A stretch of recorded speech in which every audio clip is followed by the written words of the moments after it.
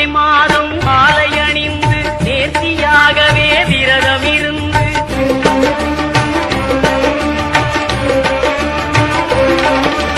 பார்த்த சாரதியின் மைந்தனே உன்னை பார்க்க வேண்டி